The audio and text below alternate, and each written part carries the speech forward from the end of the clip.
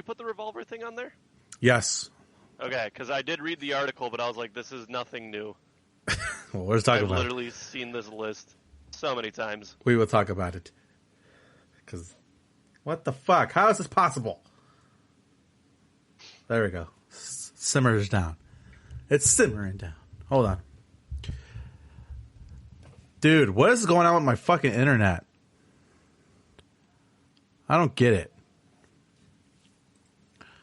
I have to fucking keep an eye on that. It's cool when you have tattoos and zits pop up, because, like, you can't really see them. That's probably true. I would know. I don't have tattoos. The downside is that, the zit color isn't the fucking color of the ink. Probably for science reasons, but it'd be cool if it was. For science reasons? Yeah. Hold on. Let me go ahead and check the dibbly-doo.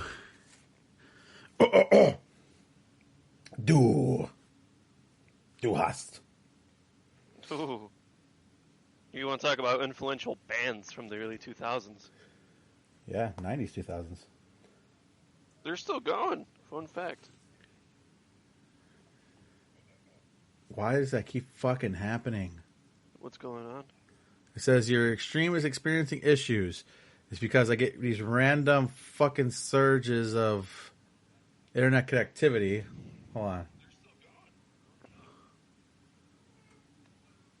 I don't understand why this shit isn't fucking...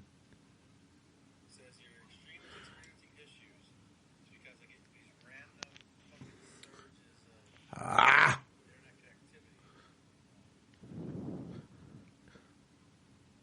What would cause internet issues, Gabe? Because, like, my shit has been so fucking unreliable recently.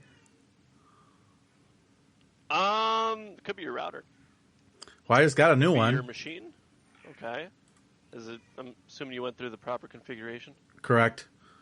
Honestly, dude, it could be a lot of things, but 9 out of 10 times it's your provider. These fucking assholes. Dude, okay, so hopefully... Well, either way, I'm recording this. So either way, whether if Twitch gets there or not, whatever. But it's going directly to my whatchamacallit anyways. But for material for the goddamn pre-roll, let's fucking talk about my fucking internet service providers, because during that storm that we had, like we have that fucking crazy storms that we were having like day after day. Yeah, the one that knocked over my goddamn sunflowers. Yeah, exactly. So meanwhile, I had literally just gotten Comcast out here because my router was acting up, right? Like randomly, it would throughout the day, nothing would connect, it wouldn't work, all that crap, right? And so I'm like, well, what's going on? So I get them out here, right? They said, oh, well, because your internet was on a splitter with your cable, since you don't have your cable anymore, it's still taking bandwidth away from your internet. So we're going to go ahead and replace that and do this and that, right? All that crap. So they do it, right? Next day, that night, that storm hits, right? Crazy, crazy storm. The one that fried my fucking TV. We'll talk about that. But, my daughter was, stop it. Anyways, so I go outside the next day. Adrian was like, hey, one of the wires that's connected to the pole is like really low to the ground, right? Like not touching the actual ground, but like if you wanted to, you could reach up and touch it. I'm like, okay, fine. Well, number one, check, or don't check, like don't touch it, and call the electrical company, right? Uh-huh. So, what are you doing? So she calls them. They come out, and she's like, okay, it's not electrical cable. It's not an electrical cable. They said it's a communication cable. I'm like, okay, well, that makes sense because, Comcast was just out here or whatever. Makes sense to me. So, whatever, no big deal. All right, I call Comcast, right? Oh yeah, we'll send somebody out on whatever, like a day later. I'm like, okay, cool, wait, no big deal, right? They don't come. All right, whatever. Call them back. Oh, okay, well, we're going to send you a link, and in this link, you'll be able to schedule an appointment for somebody to come out, right? Elsa, I need you to get out, babe. Okay, Elsa, I need you to get out, though. Sorry, Gabe. Babe, yeah, you good? I need you to get out. Oh, my goodness. Well, don't make any noise. So, all right, fine. Wait for them to send me this link so I could set up an appointment via whatever. Never get it. Call them back. Okay, well, sir, now we're going to send you a link. I'm like, I don't want no fucking link. Send somebody out here, right?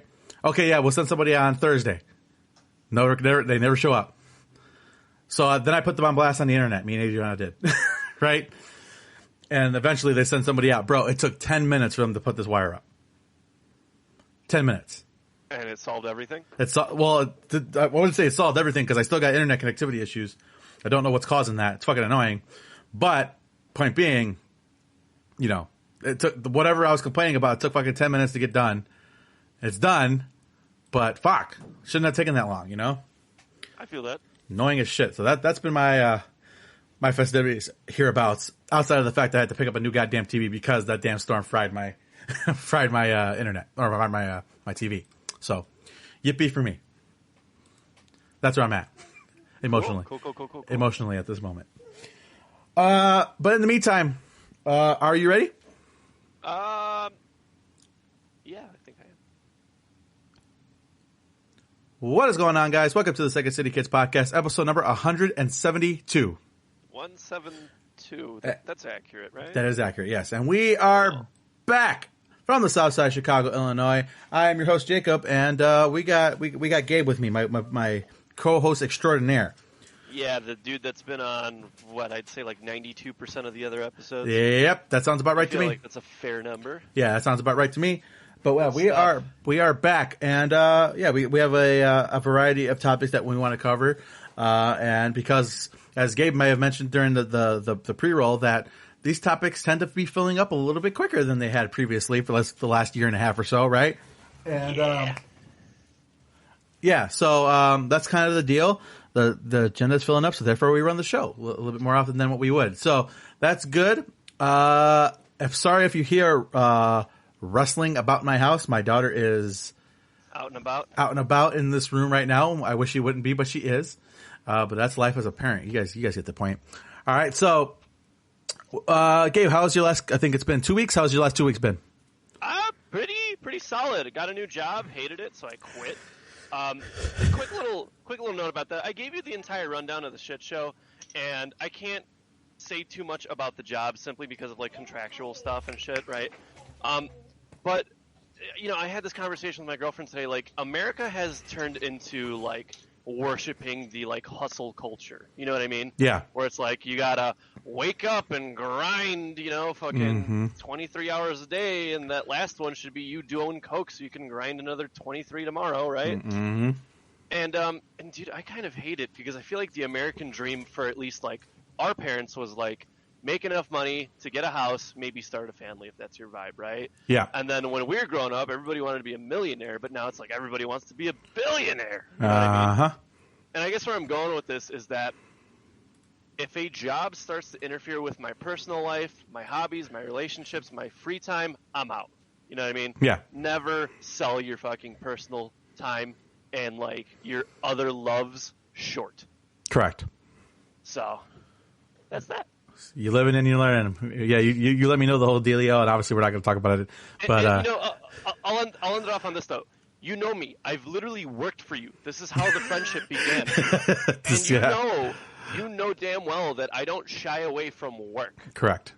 In fact, I would argue that part of why I was good was because I wanted to get out on time from that job. Correct. You know what I mean? Yeah. So everything would be done by like 10:30. Yes. And it's like, yeah, dude, I'm not afraid of a little bit of work. I'm not afraid of a little bit of OT, but dude, no. Fuck no. I'm not working 12-hour days for fucking 7 days a week. Yeah, it's kind of a strange situation that you presented it, and I totally understand.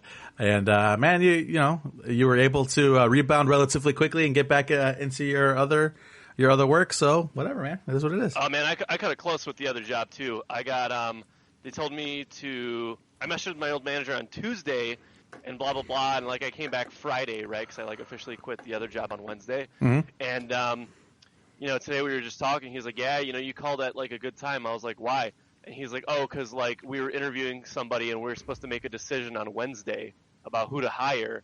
And you literally texted us on Tuesday and we halted the entire process. And I was like, whew, if I would have waited even a day, right? Yeah, right? Interesting. About fun employed. Yep. Indeed. All right, man. Let's go ahead and get this started. What is this? Was that the note that you're talking about? Yeah. So I guess I'm gonna try this out. It's been a while since we've done like a new section. It's exactly as it sounds, in case that wasn't clear. So on the notes for the party people that can't see the notes, it's entitled, "You know what I've been seeing recently?" And we just talk about something. So I'll start us off. You know what I've been seeing recently, Jake?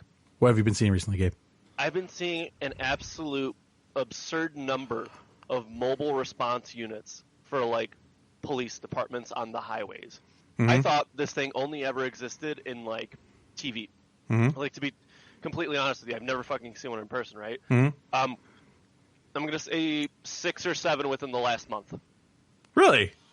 Yeah, in like local municipalities, on the highways, you name it.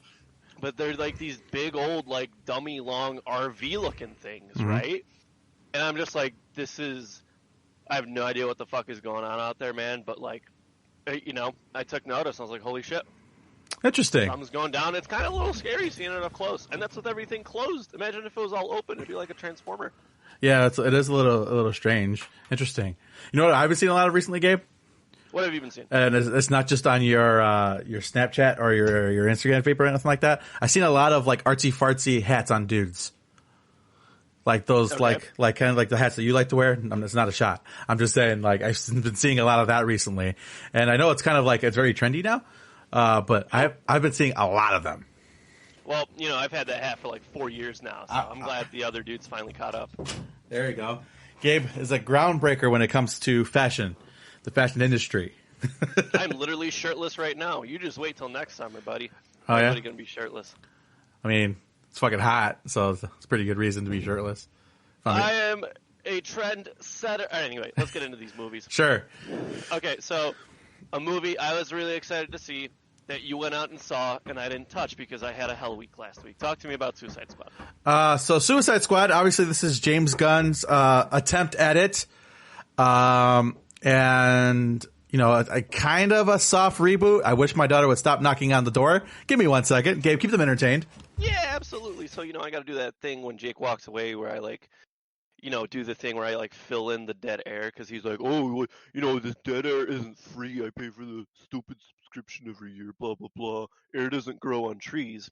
But then it's like, you think about it and it does come from trees. So you kind of wonder why all this dead air is so damn expensive. It's like the whole orange thing, right? Like oranges grow on trees. So why the fuck is orange juice so goddamn expensive? There's this meme I saw one time where it was orange juice.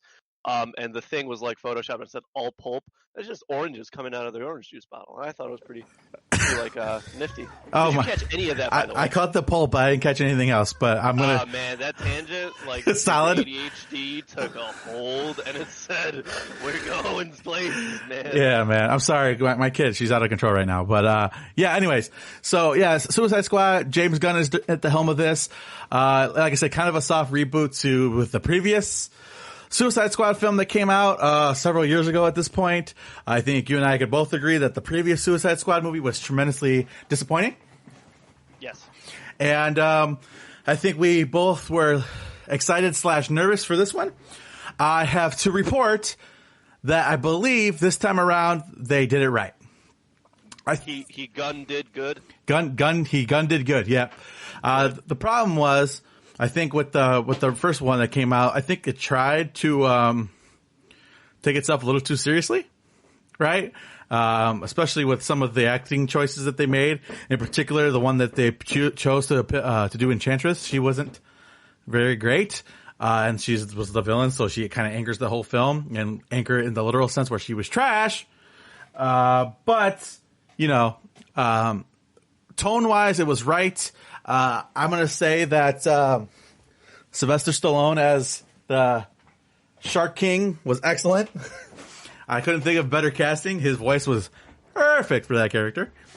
And overall, I think it was very, very well done. John Cena was fantastic in it. He was very, very funny. And yeah, I think it just picked the right tone this time around. So I'm going to give them credit where credit is due. Cause I've basically reviewed every single DC property that's come up. And, since we've been doing this show, I've covered just about everything. And, This was a pretty good job. Not bad at all. Idris Elba is just filled with charisma. He just fucking takes over the screen, and like when the movie sets up, it sets you up for a little bit of a ride, and you just kind of go along with it. Delivers. Yeah, you kind of just go along with it. And yeah, Margot Robbie's fantastic. What more can I say? It was really, really good. I definitely would recommend it if you were a fan of the Suicide Squad in general, but especially if you were disappointed with the first one. I believe this is a step in the right direction. Not perfect, but definitely a step in the right direction. It's a B-. Cool. Two quick little segues off that Suicide Squad topic. First one, so you mentioned John Cena. CM Punk is back. Yeah, I saw that. Like, we need to mention that. Yeah. I mean, it was a very poorly hidden secret. Very poor. Yeah, very poor. But it is exciting nonetheless, right? Because I watched it because CM Punk's like one of my favorite wrestlers ever. And like you said, it was a very poorly kept secret. Everybody was aware that he was going to sign someplace. And it was going to be a big deal, and it didn't stop it from being a big deal. Yeah, absolutely. Because the man, it was literally the perfect scenario. The man debuted returned to the business in Chicago at the United Center, and the crowd just fucking take that shit up. Yeah, dude. Good to see him back. It is uber exciting. And fun fact, he actually gave away ice cream bars. Oh, nice. Yeah, he was like, oh, ice cream on me, and it literally said like the date. CM Punk's ice cream bar, and they were just giving it out to people. Pretty cool. That's pretty tight. Yep. Pretty tight. I think I forgot what my second segue. Well, we were talking about the Suicide Squad initially, and then you said John Cena, and then you said CM Punk, and now here we are. There's another one, but just drawing a blank. Anyhow, let's move on to the next one. So, have you seen 30 Days of Night? I have not.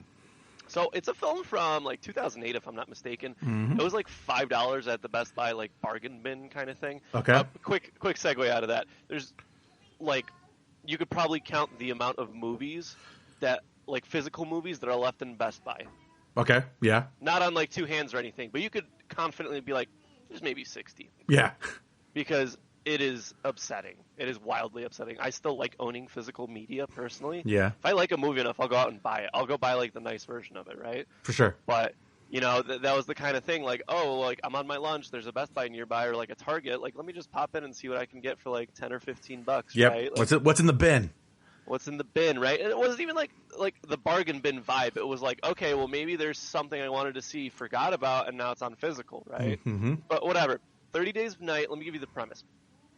So it's a vampire movie, right? Okay. And it takes place in Alaska, in Barrow, Alaska, whatever the town was called. Okay. And it takes place during the entire month where the sun does not shine.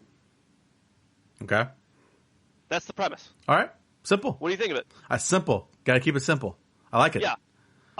Couple of things. The movie's pretty solid. Okay. I would definitely recommend it. It does a lot of good, fun things, and it almost like blends the whole zombie and vampire vibe together. Not like because they're zombie vampires, but because like you have to survive a month. So now this game turns from okay, let's just hide from the vampires to survival. We've been locked in this attic for a week. We need to go out and get food. Yeah.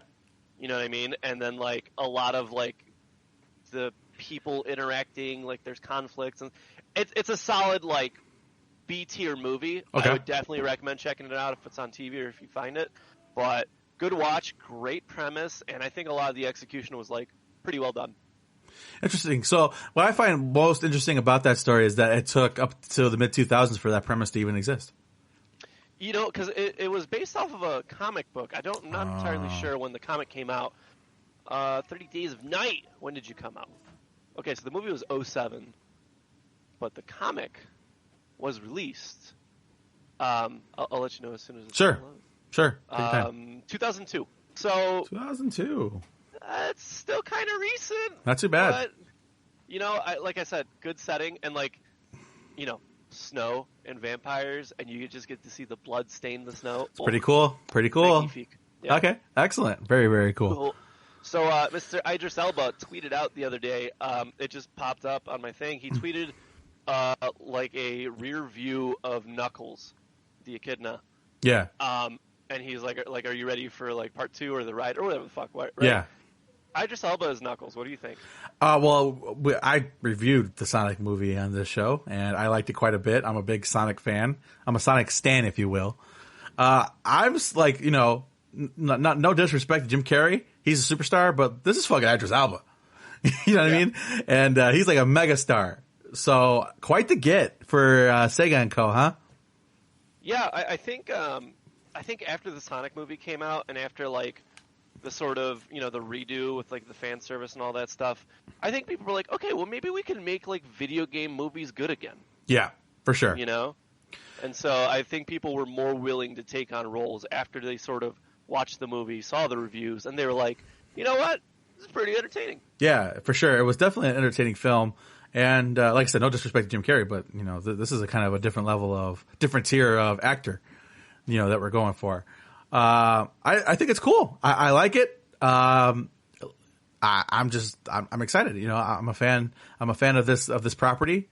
And, it's very, very, very cool. So hopefully, he knocks it out of the park. I have no doubt in my mind that he'll be fantastic and bring the character to life and, kind of give that rough, tough edge to the Sonic characters, because Sonic in the film was actually very cute. So I think it'll be a nice and different tone for this particular character. So, attaboy, I want to see Ryan Reynolds as either like the leading man, like, Sonic's best friend. Mm-hmm. Just because the back and forth would be hilarious, or as like some weird, like, deep in their character, like Big the Cat. You know what I mean? Yeah. And so, like some obscure ass shit. And he's like, you ever wonder how come we're all animals and we can talk? Or just some like, some, like, offbeat shit that like is in the background, and you're like, hang on, what did he just say? I don't know if you've ever seen the Extremely Goofy movie, but there's a scene where Pauly Shore's character, his Bobby, they're like at the Java bar, right? And then he's like, you ever realize that like we're all wearing gloves? And he starts to look underneath. Yeah, I own both of those movies, but they are absolutely phenomenal. There's so many good jokes, man. Yeah, for sure. All right, let's get into this mushroom theory bit. Yeah. So my girlfriend and I watched a mushroom documentary on Netflix. It was called Fantastic Fungi, something along those lines. Okay. And let me preface this by saying I'm like all for like magic mushrooms healing your trauma and helping you get past your things, right? Mm-hmm. I'm all for that. So bear with me here, right? Okay. So this documentary kind of encompassed all aspects of the mushrooms. So like the life cycle, a lot of really cool time lapses, mushrooms in cooking, mushrooms in pop culture, and then of course magic mushrooms, which is kind of the part that everybody wanted, right? For sure. So, the sort of, I guess, main character, we'll say, is like explaining how he grew up like fascinated by mushrooms, right? Like it cured his depression, blah, blah. They like saved his mom from her like cancer and stuff, et cetera, et cetera. Okay. And one of the things he was just like, oh, like I was always terrified of death. I was always like stuttering, this and that. And I did mushrooms and I felt like at one with the earth. And now I don't stutter. Now I'm very confident. I like found my place in life. Mm-hmm. And I'm all for that, right? For sure. But a common thing I've noticed once people have that experience is that like they're not afraid to die anymore, right? And so my fucking brain starts spinning at like 10,000 RPM. And I was like, of course you're no longer afraid to die, because now the mushroom is in your system and your dead body is going to feed the mushrooms. They want you to think that. Okay. I don't know. I guess thoughts on that? Well, kind of similar. There was a video. I forget the gentleman's name, but he was a skater, right? He went through the catastrophic skate injury, right? And apparently he had all kinds of crazy issues with like anxiety and depression as well, especially after his injury. And, he would try to do like the things that the doctor would prescribe for him, and it just wasn't working.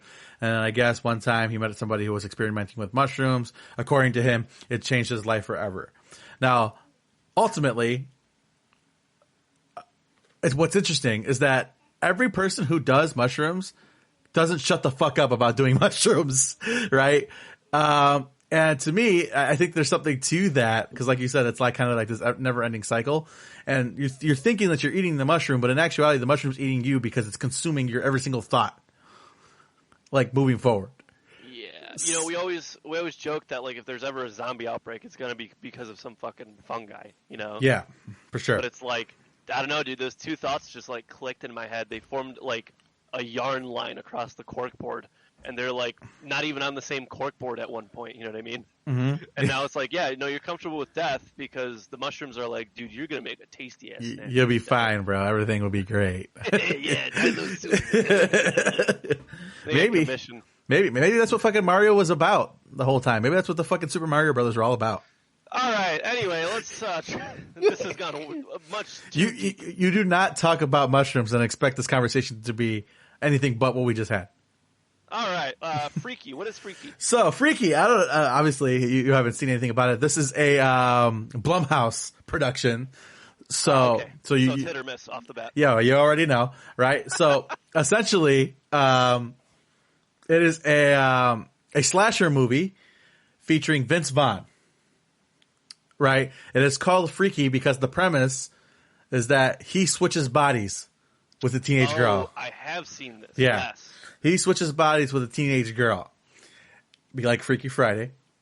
And, the killer is in the teenage girl's body. She's in... Hang on. We actually talked about this because I remember telling you that I saw something way back when, same premise, and there was a scene where the girl's, mind is in the dude's body and she doesn't know how to, use the dick to pee, and he's at some bar pissing all over the urinal. Remember that? That is what's the name of that fucking movie? Hot Chicks? Hot Girls? Something like that. That's Rob Schneider though. You're thinking that's something. Okay.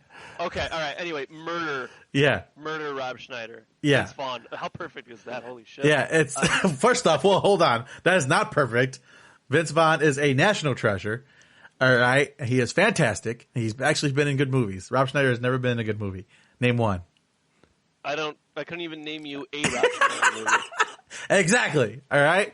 Anyway, so first off, what I do want to mention, granted, it is Blumhouse, so I probably should have expected this.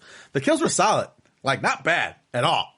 Like I said, I kind of expected it to be kind of stupid teenager movie, and to a certain extent, it was. It was also very funny, and much like Jack Black did a great job of playing a teenage girl, Vince Vaughn did an excellent job of playing a teenage girl, and it was very good. It wasn't bad at all.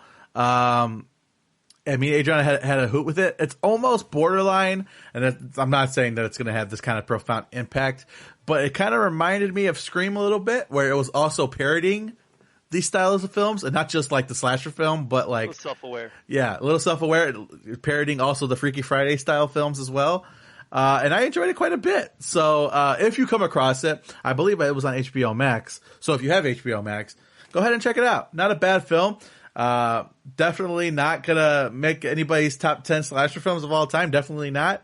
But definitely a good time. Me and Adriana just fucking fired up some popcorn and had a great time with it. So, definitely check it out. I'm giving it a C+. Why not? Okay. Why not? Cool. All right. Moving along. Star Wars Vision. Have you seen this? So excited. Okay. So essentially, Gabe, you explain it. It is.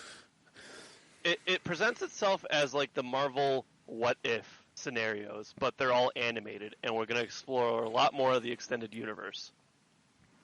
Yeah, and it's very heavily. I think they have legitimate studios working on this, right? Yeah, they got. I'm big excited, man. Yeah, legitimate anime studios, and it's not just different stories, but also different styles of animation. They kind of a good one. Yeah, and they kind of having different takes on the Star Wars universe. I don't know the extent of which they're going to allow us to explore it. Are these things standalone episodes? The episode's over, they move on to a new style or whatever. But they had some footage in here that was that's fucking sick. Tasty. Yeah, that's the. They had the fucking lightsaber umbrella. I'm like, sign me up. I want it. I need it. I don't care how stupid it is. I want it. Give it to me. Yeah. So, it's something that we had heard about, that they were working on it, but with little context. Now that we got context, holy shit. It was the context was everything. Yeah. Fuck. Yeah, it was very, very cool. But I did see a little bit of division about a particular topic when it comes to this. Are you going to watch this in Japanese or in English? I'll tell you this. When I watch my anime, I usually watch them in Japanese with the English subtitle, right? Okay. I flopped over to that because it's just sort of my preferred.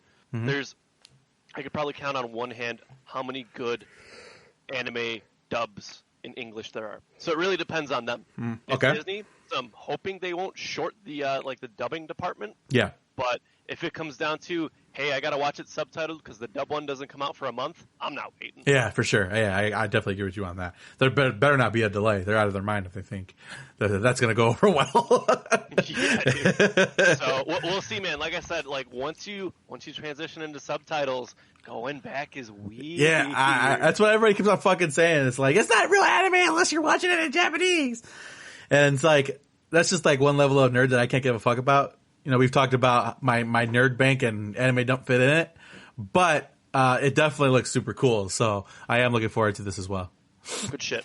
For sure. Last up on movies, TVs, and books, there was a Disney film. And I feel like every fucking podcast we are reviewing a Disney film. But this is you, by the way. I know. This is your fault. I know. Fuck, shit, man. But Jungle Cruise dropped, featuring Dwayne "The Rock" Johnson, Emily Blunt, a variety of other people that I can't think of at the top of my head. Paul Giamatti's in it. There you go. That's another one. Nice. Essentially, this is the Jungle Cruise, the Disney ride, and they made a story out of it. So very similar to like Pirates of the Caribbean, Haunted Mansion, et cetera, et cetera. They decided to take the ride and kind of roll with it and make a movie out of it. With that being said, this movie is a combination of Pirates of the Caribbean, The Mummy, and there was one other one that I'm missing off the top of my head that was like a perfect fit. We're going to go with that for now. Those are the two that I can think of. It's like a perfect combination of action, adventure, with great stunts, pretty good looking CGI, a pretty good story, and it's fucking The Rock. He's like the most charismatic man on the planet, right? So, he could literally do no wrong, and Emily Blunt is wonderful in this. Fucking Indiana Jones. There you go. That's the fucking third movie. That's the third movie I was thinking of. It was so fun, man. Me and my family, like all of us, my mom, my dad, my little girl, my little boy, we sat down and we watched this, and it was just a fucking blast.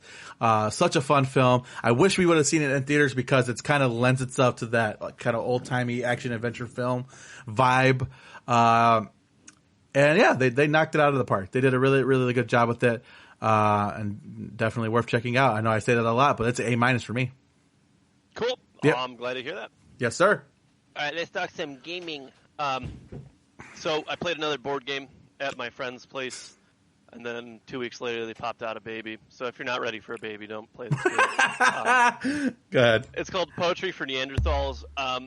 It's a really simple premise, but it is really fucking hard sometimes. You get essentially clues on little cards, and you play on teams with the person across from you. So we played 4 people, and here's how it works. I am the clue giver. You have to guess what the clues are.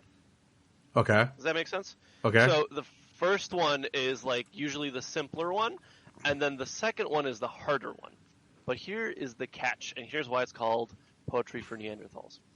You, as the clue giver, you can only use 1 syllable words to describe it.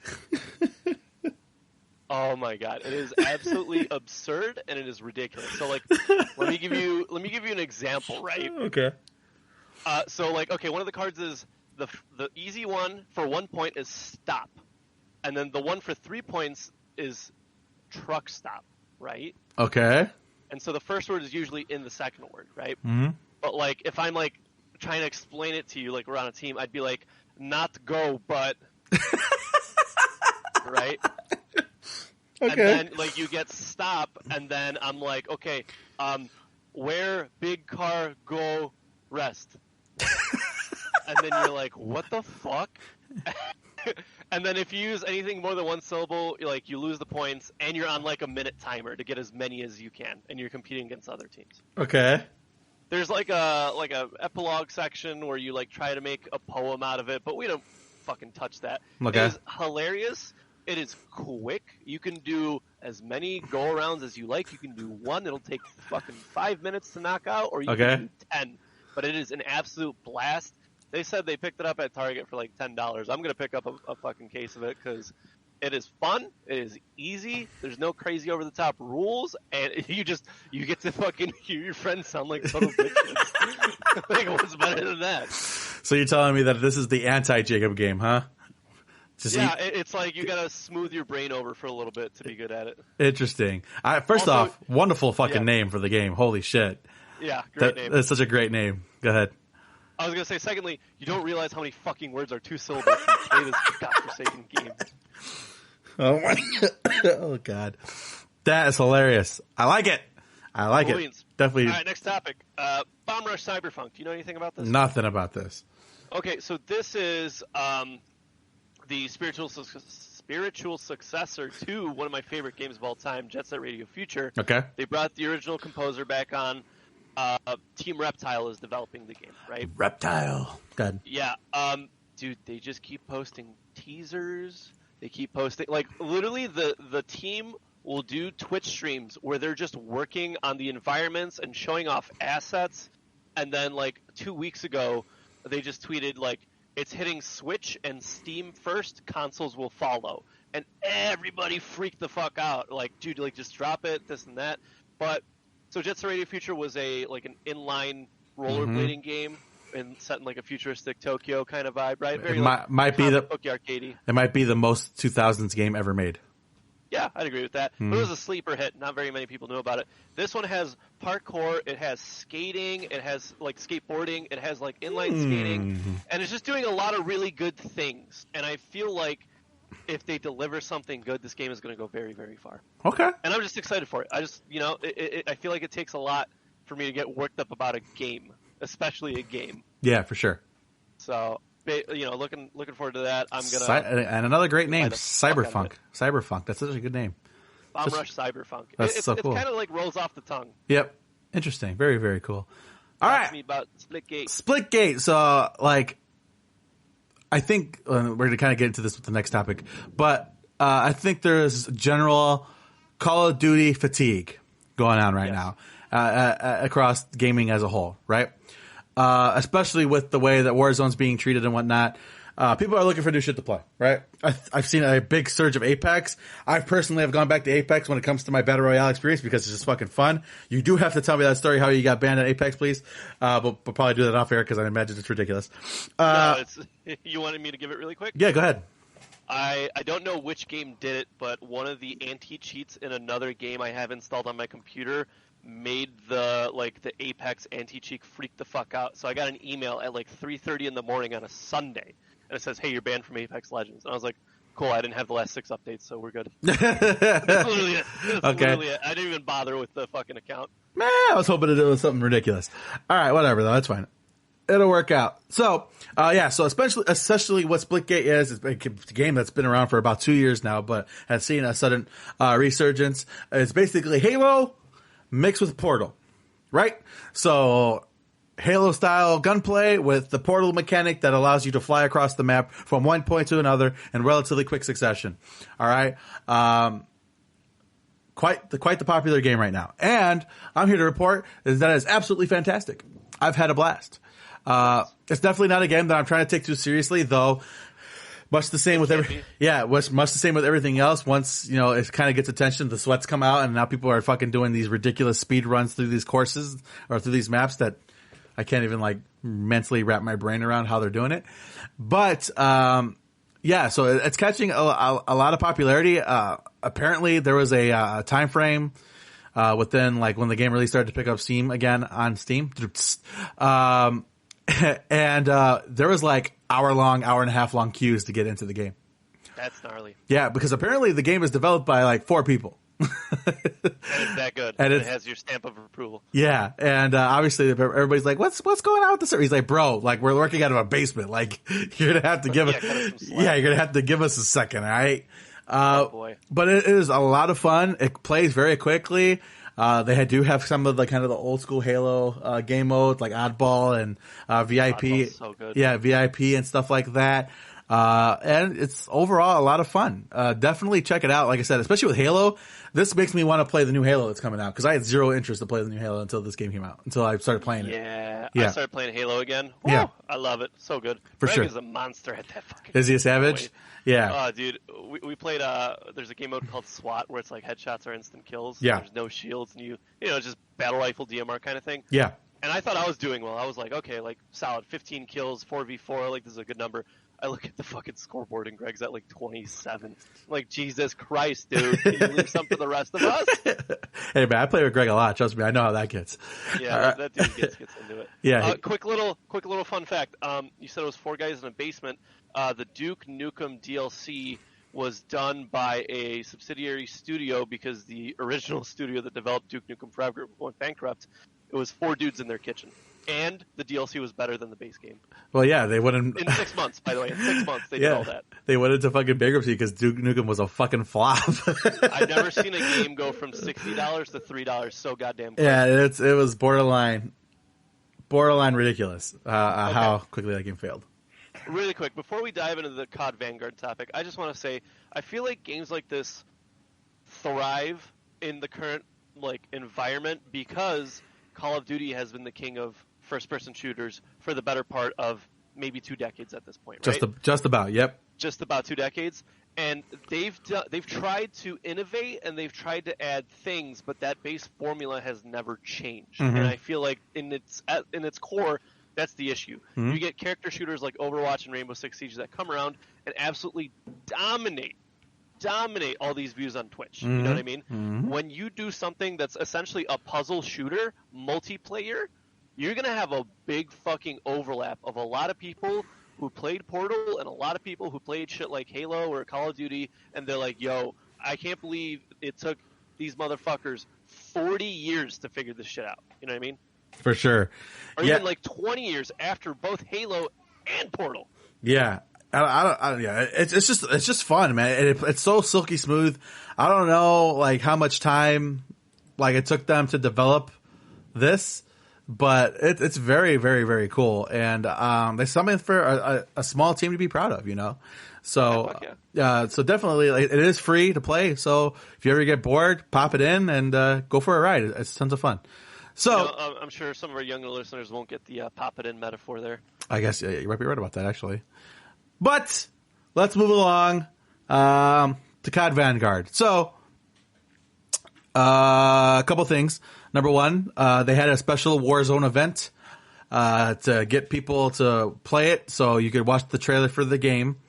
I guess it was fine. It was cool and whatnot. But, visually, the game looks wonderful, like how it physically looks.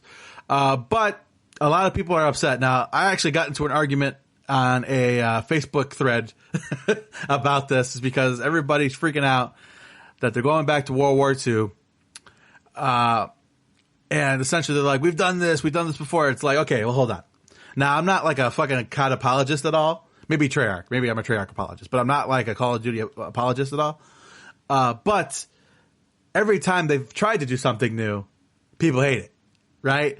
They did the jetpack thing. 2 games later, 3 games later, everybody's like, I fucking want fucking boots on the ground, man. And then they get the boots on the ground games. Man, what the fuck? And it's like, you'll never win, right? So, ultimately to me, I just, as long as they're making a game that's not half-assed, we're cool. Obviously we don't really have a whole lot of footage of it, just what they've given to us, via the trailer. They seem to be focusing on a variety of different war fronts, not just the typical American versus Japanese or the Soviets versus the Germans. So that's kind of cool. And what I wanted to say about it is that we'll wait and see, because I want to like it, but I've wanted to like a lot of Call of Duties and it just hasn't panned out. And in my opinion, World War II is one of the more, what's the word I'm looking for? Less inspired games that they've come out with. So we'll see, I guess.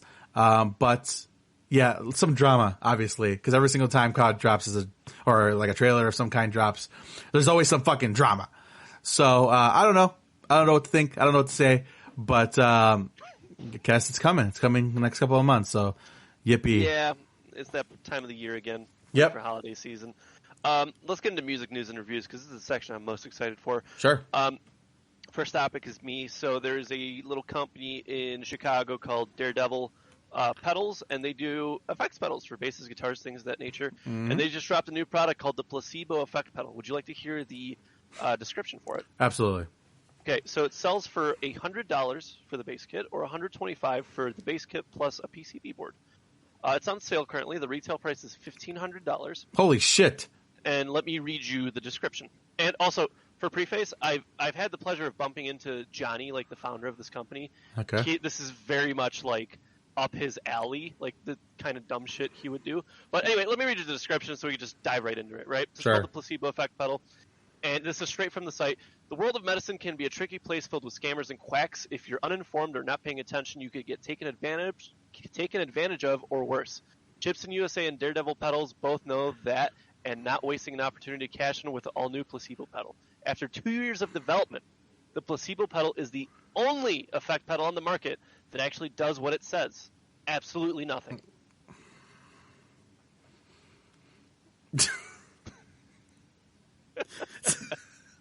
And it goes on to say that, like, oh, there's like a bunch of like people on YouTube arguing what like a true bypass pedal is. Oh like, my god! This is it. This is the true bypass pedal. It does fucking nothing.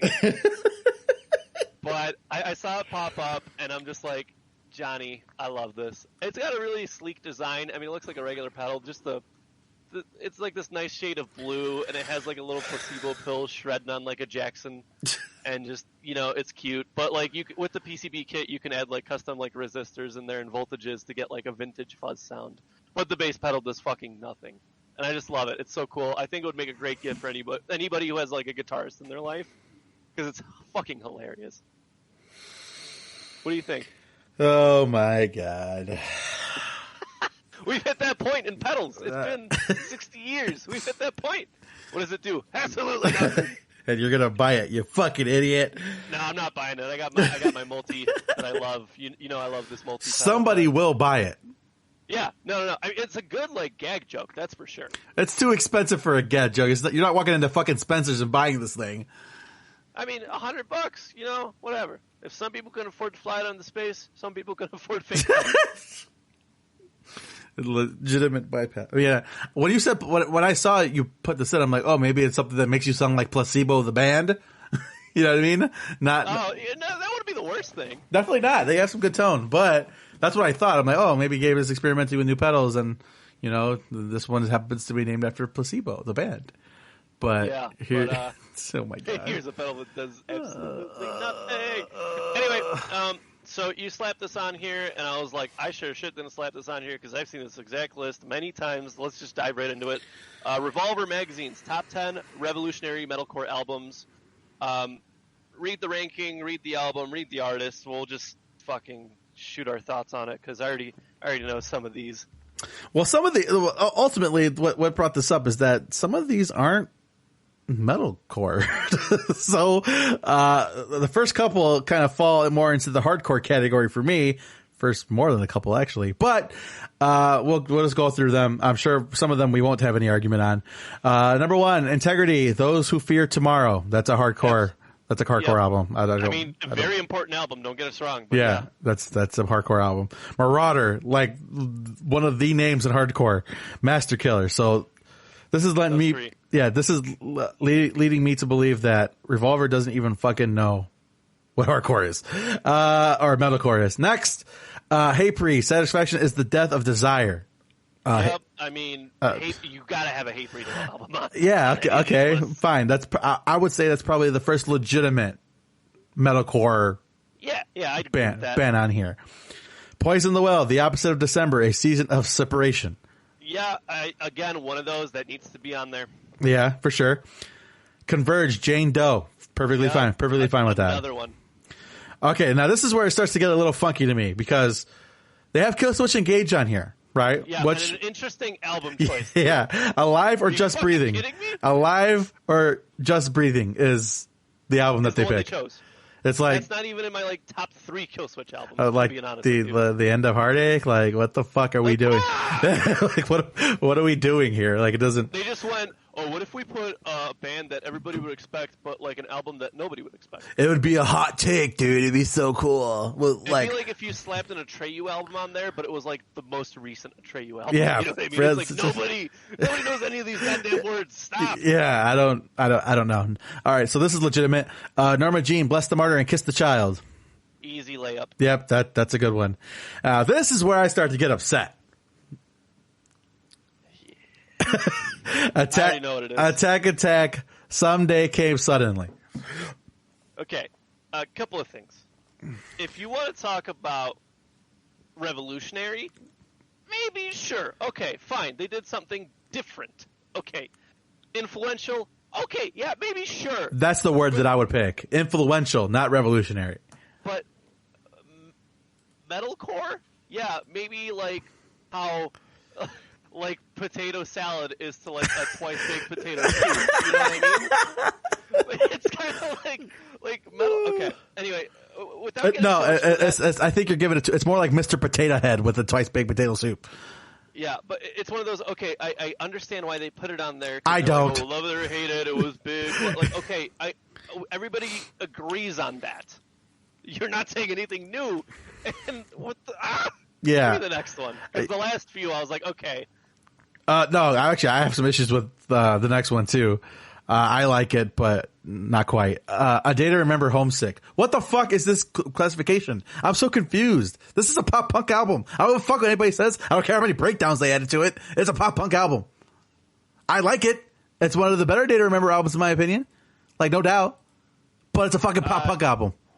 It was hot, but you want to talk about revolutionary? I don't know, man. Yeah. They got the balance right, sure, but I would, if we're putting a Day to Remember album on there, in my opinion, not Homesick. Definitely not. It just doesn't, I don't get it. Next. There's a Fall Out Boy album at this rate. Yeah, it's so fucking weird. And last, I actually do agree with this to a certain extent.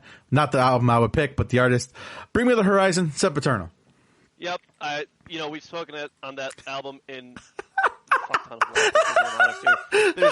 There's nothing to add, but it's like, bro, no ETID, no We Came as Romans, no, like you literally had a very good like 12 years from like 03 to like 15 where the metalcore like ingenuity and innovation and just the one-upness of it, right? Yeah. Was like at its peak. You had a 12-year span, and I'm not upset about the fucking hardcore stuff. Yeah. Fine, you need to have some OGs on there. I'm not upset about Converge. Fine. Yeah. Converge should have been the first fucking album you listed. That and Poison the Well, right? Correct, That's on yeah. everybody's godforsaken list. Correct. And Bring Me the Horizon is, I'm going to say it's going to be the most influential, like, scene album in the past 2 decades. It's just, there's nothing fucking is even close, right? That's probably true.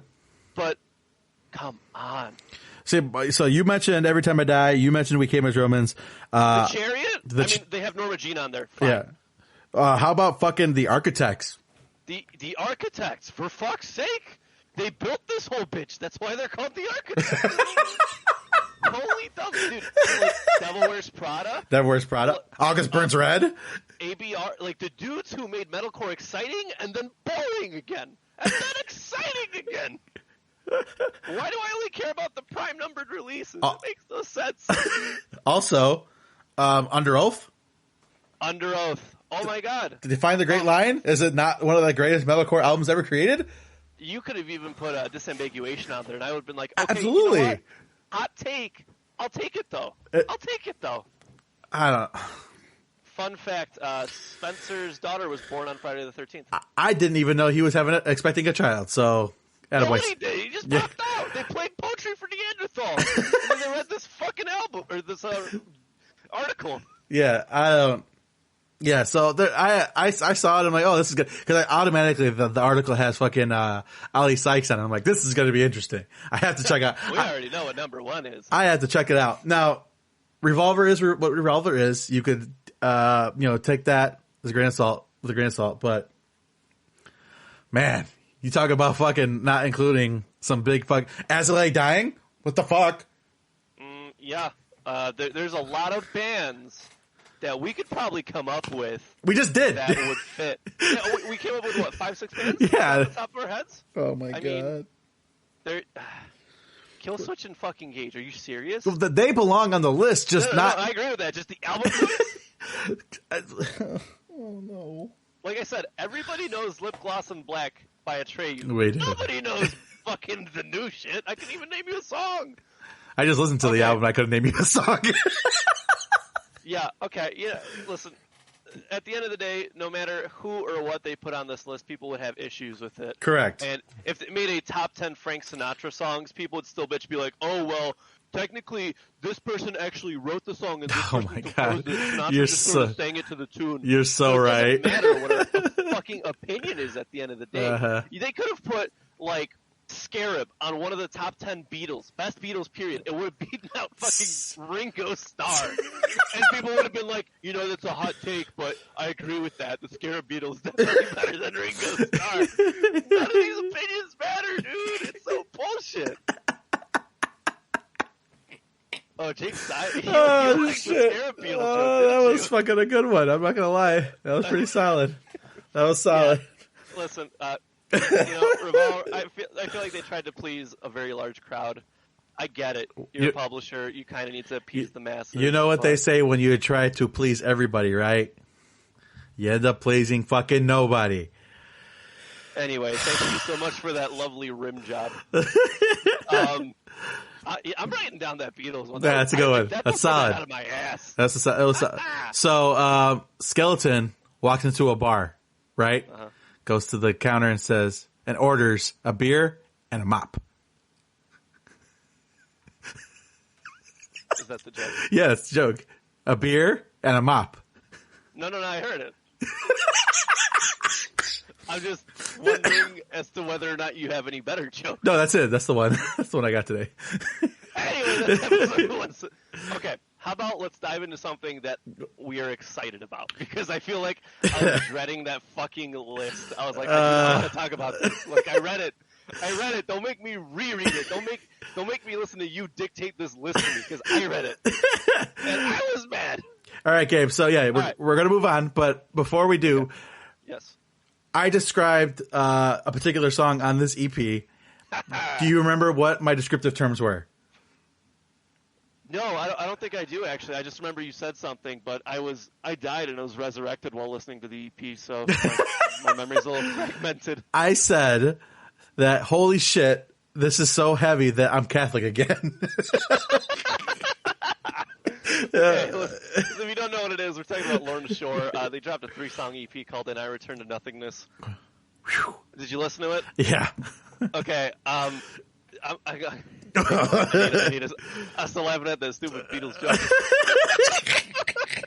Alright.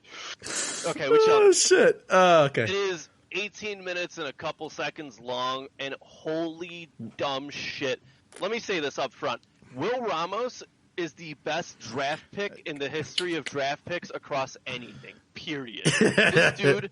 No. Because, okay, here's my thing with Lorna Shore. Up until this point, I was like, okay, right? Like, I was just like, okay, fine, they dropped an album, CJ McCreery, blah, blah, whatever, right? Like, I didn't give too much of a shit about them. Dude, Will Ramos brings this absolute fucking presence. Yeah. The distinction, the character, and the uniqueness of, like, the sound they chose to go into with this curly-haired fuck. Oh, my God. Have you seen him? I've seen him. He's not a tall dude. He's not. He looks very innocent. He's a very little guy. He gets up on stage, and he makes goats blush. Are you fucking kidding me? Dude, and then, wait. Here's the best part, though. I saw a video. Somebody got to record them live at Jersey, right? Yeah. Because a lot of the contention with the album was like, can't do it live. Like, yeah. It's album magic, right? Yeah, you can't do it live. That's what everybody said. Yep. Motherfucker had it plugged into the soundboard. Right off the soundboard the video got the audio from. He nailed it. It's ridiculous. Like, not even like, oh yeah, like that's what it should sound like live. Like, no, dude, this is like album worthy. Like if they did a live EP video thing, there would be no post.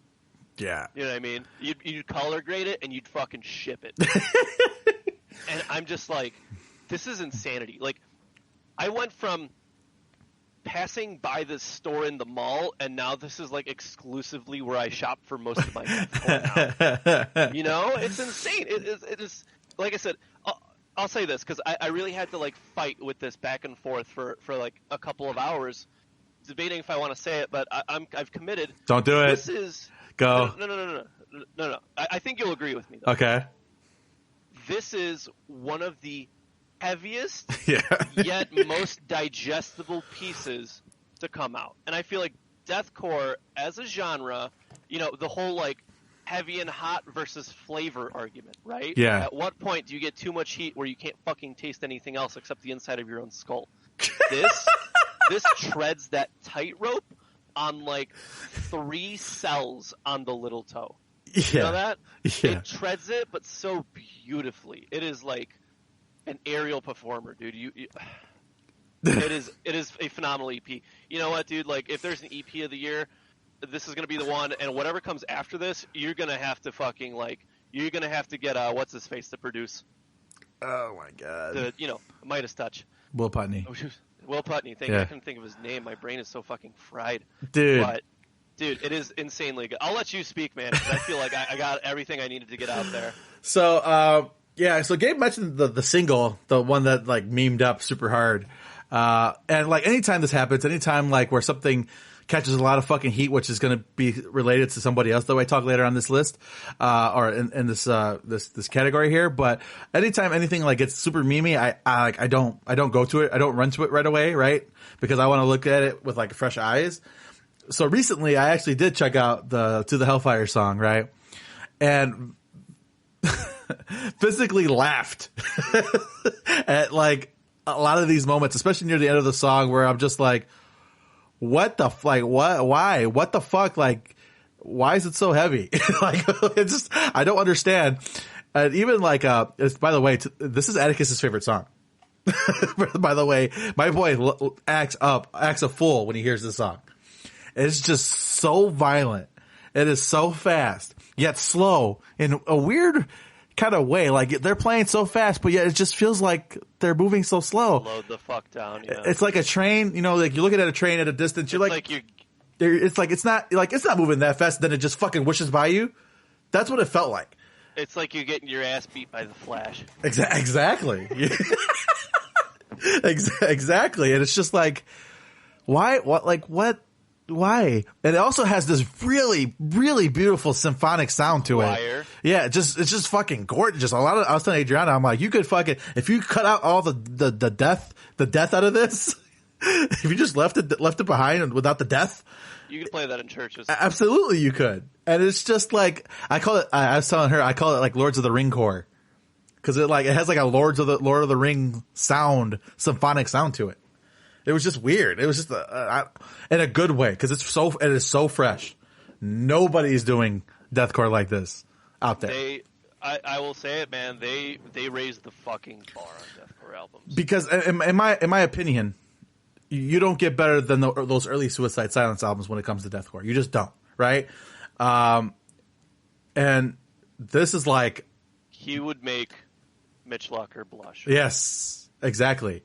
And just holy shit! Like, I was stunned at how ridiculously heavy this shit was. And it, like I said, 3-song EP, 18 minutes. Like, you know, we always joke that like these like symphonic bands or these deathcore bands or even fucking some of our favorite metalcore bands make stupidly long songs for no reason. Yeah. None of this feels like wasted space. Oh my goodness! It's just every little, you know, bar is utilized. Every little fleck is like precisely carved. And dude, like I said, did not give a shit about Lorna Shore before this, but now it's like, if they're coming to Chicago, I'm taking out a second life insurance policy. Yeah. It is unbelievable what they've done. Yeah. This is easily an A+ for me, man. Yeah. It's like I said, this is the heaviest thing to come out in a while that's still like, my boss has the saying where he's like, never eat anything bigger than your head. This is right at my head size. You know that? This is like right there. And shit. I'm like, I like measured it out carefully, and I'm like, I can eat this. Never eat anything bigger than a head. I like that. He has a couple of sayings. That's like the third favorite. Okay, fair enough. Okay. All right. So what'd you rank it? Oh man, I'm gonna give it an A. It's kind of hard to give it like the plus because it's still only 3 songs. So I mean, yeah. To be fair, it is an EP though. It wasn't like we're dropping an album. Right? I guess. But I mean, think about it. This is 3 songs and it's just as long as Space EP. That's not true. Okay, it's 1, 2. It's like 4 minutes short of Space EP. I don't know, man. But Jesus Christ, it's just I'm gonna give it an A. Because it's definitely good. Not plus, but an A for sure. It worked for that A though. Yeah, it really. Yeah. The assignment was for it to write 2,000 words. This motherfucker wrote 10,000 words. Talk about everybody balling at a high school English level. This dude writing his master's dissertation on fucking like European folklore, dude. Holy shit. That's facts, Will man. Ramos will single-handedly summon Odin one of these days. You know that? And then all the Viking metal dudes are gonna be like, bro, seriously? Yeesh. Yeah. All right, we got a lot of certified bangers. We do. The first full one, but good job, Lorna Shore. Yeah, that's out. Yeah, I ain't got to tell y'all. I'm a shirtless dude from the south side of Chicago. Correct. So let's just dive into it. Certified bangers of the week. We came as Romans, Darkbloom. Talk to me. So, they've released some music recently.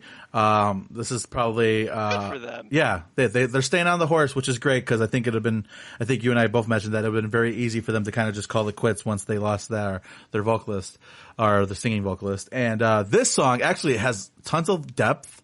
It has some really well put together programming and synthesizer work, and it's super heavy. Well, heavy for them because the Lorna Shore just redefined that.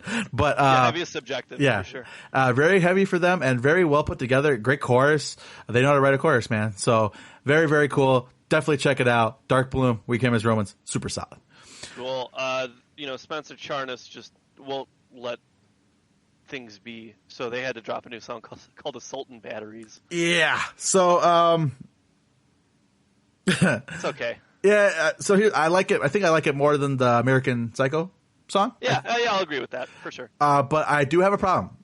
Because I listened to the song first. The song dropped. I'm like, okay, it was solid. I could probably do without the children chanting at me. But okay, it was fine. And then I saw the video, and the video fucking ruined it for me. Well, I didn't even see the video. What is the video?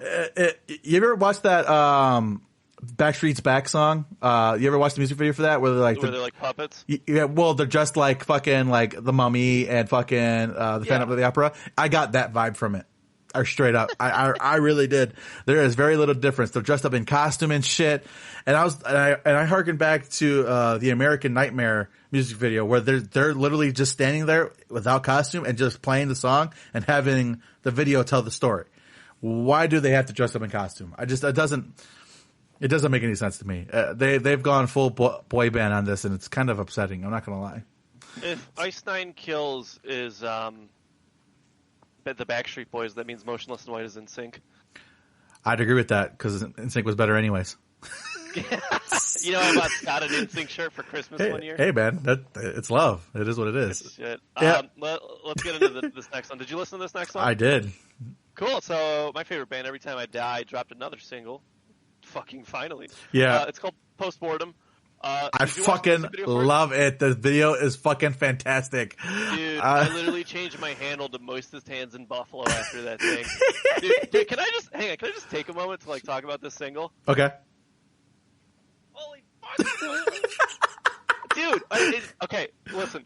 Every Time I Die has this just the weirdest way of writing songs.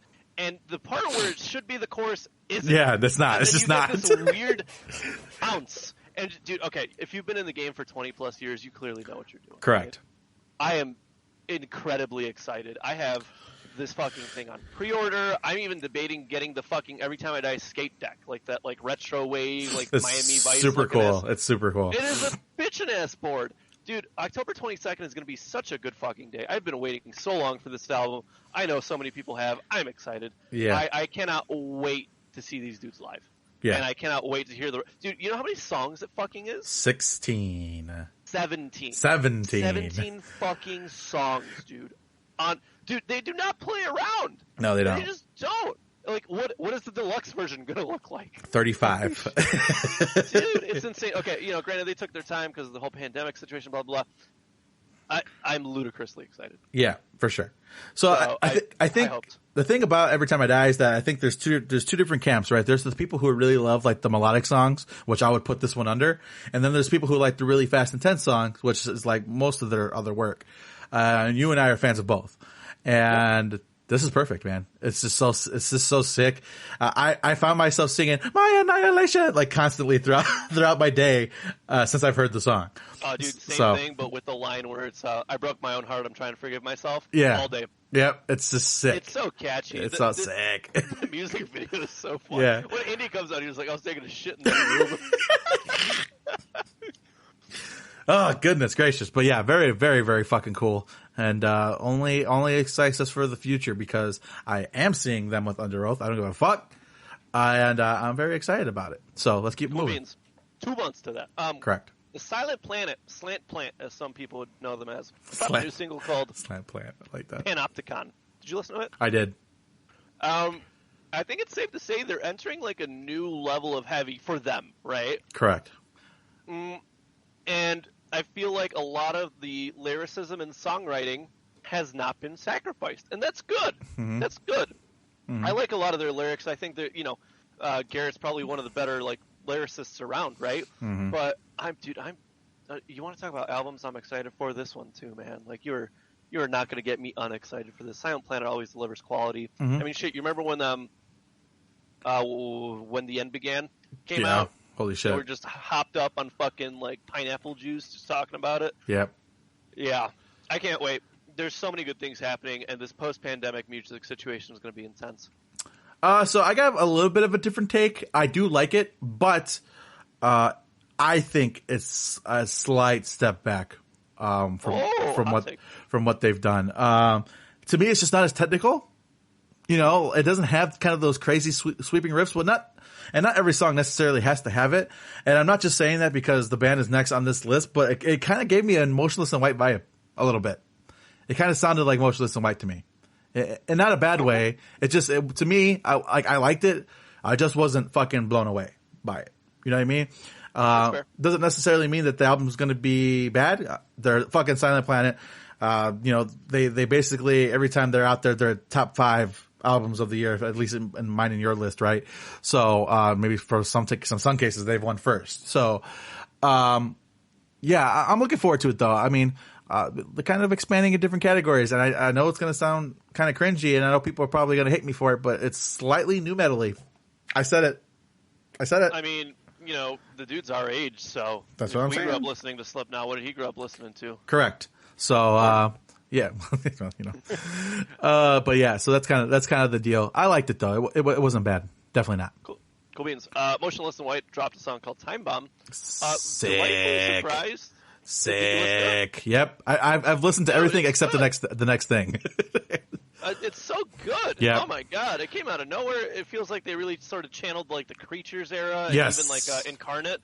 And I was just like, yes, give me that shit, dude. This is what I've been waiting for. They've kind of, at least with this particular song. Now the thing about Motionless in White releases is that they have 2 or 3 songs that always harken back to that old school style sound that they had, and you're just like, fuck yeah, that's what they're known for. That's what they're solid at.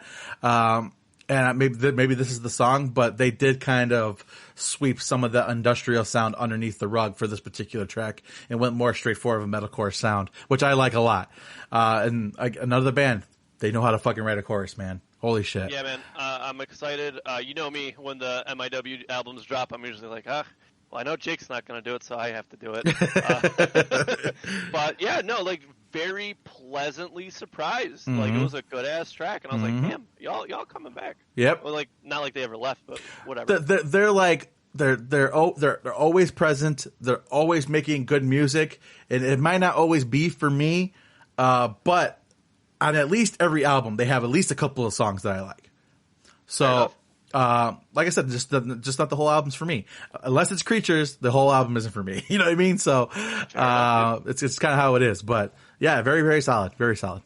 Cool beans. We got a little sneak up release by Earth, Wind, Fire featuring Lucky Days. Now, let me just say, I'm a big proponent of Maurice White. He's one of my favorite, vocalists and stuff, but he's obviously no longer around. very, very delighted with this track. It's got that like disco soul funk feel, and it's just a bop. It's fun to like bounce around to. It's fun to fucking, obviously not knock fucking holes in your concrete, but it's a good jam, man. It sucks because we definitely missed the fire on this. Like seriously, like 70s and 80s, like we weren't even fucking born then. But like now, it's like if the entire band was intact, like I don't think anybody would have any contention or like second thoughts. Like we're gonna go see Earth, Wind, Fire, right? Like it's just one of those things you have to do, like Bon Jovi, right? But like Prince, right? Yeah. Another one we don't have. Yeah. Fun fact: Prince was the original. They asked him to play the dude in Fifth Element originally that Chris Tucker ended up taking. No, they did not. I swear to God.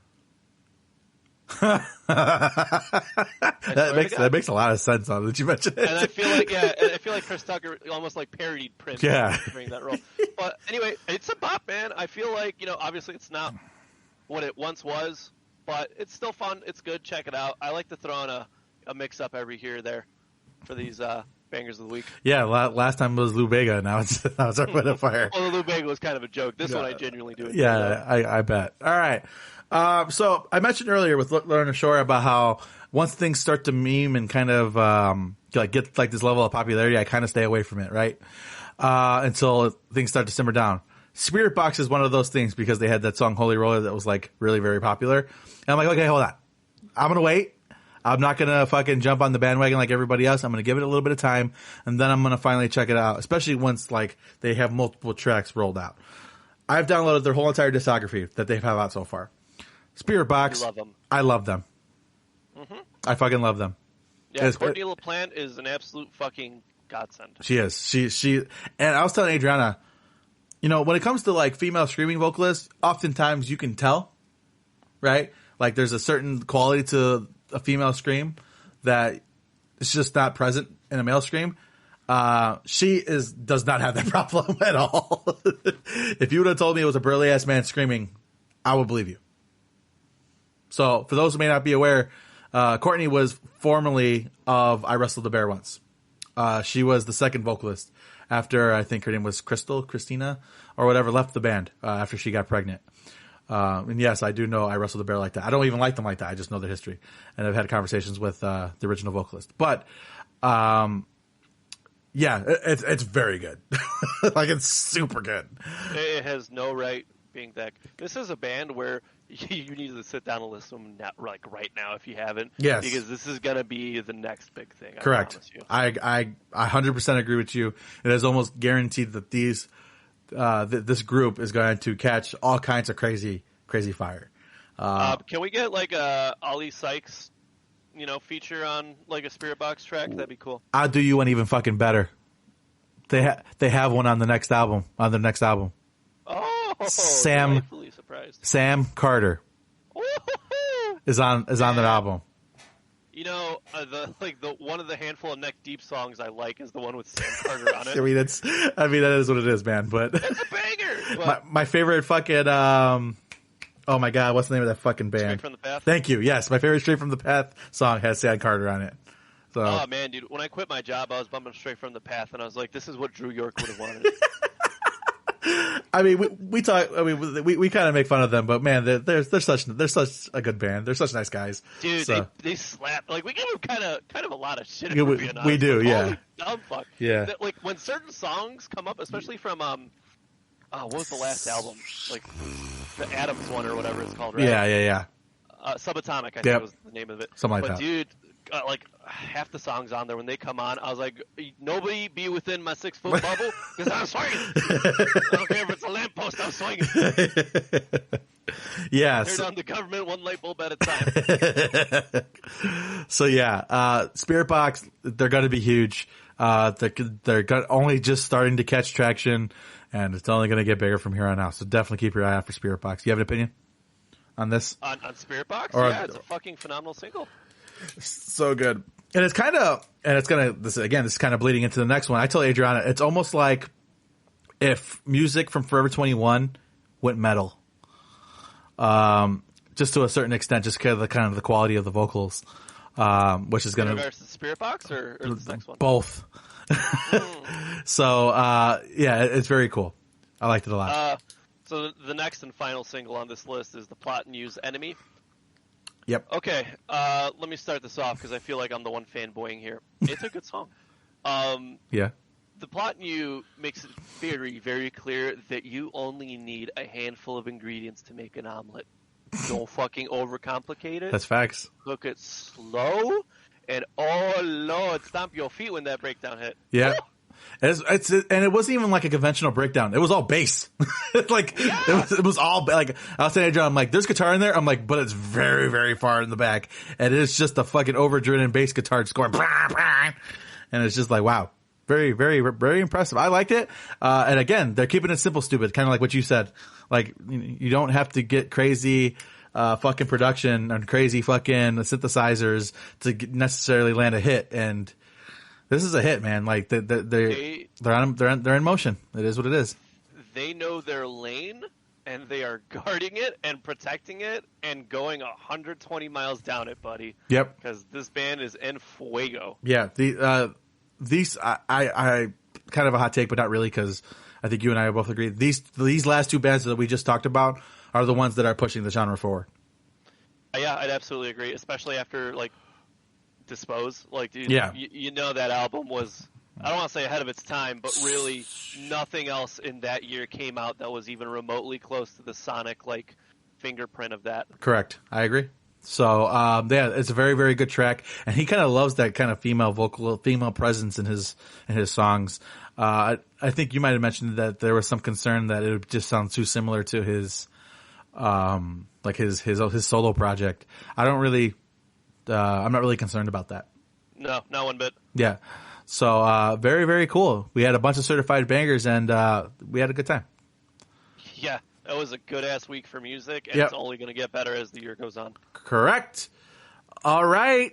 You have anything else that you want to add, Gabe? No. I'll end it with this. I think this is the first time in a long time that all of these bangers, well, you know, aside from Earth, Wind, Fire, that we all listened to, and that we were all just like, yeah, bring it on, dude. Yep, for sure. Yeah, it was definitely an exciting set, and you said, hey, try to listen to all of them, and I'm like, you know what? I will do that. So I actually went out of my way to try to make sure I listened to everything and everybody before we took air today. So yes, sir. All right. I believe that was episode 172. 172 of the Second City Kids podcast. Thank you guys for joining us this time. We will join you next, or you will join us next time for episode 173. 173. And we will be back. I kind of cut out the what's it called? The social media wrap up. You guys know the deal. Second City Kids will be found just about everywhere. Make sure you follow me on Twitch, at Brilliant Villain. I stream all kinds of stupid bullshit, usually me screaming at my TV. So, yeah, check it out. Check us out any opportunity that you get, and we will see you next time, guys. And until then, deuces.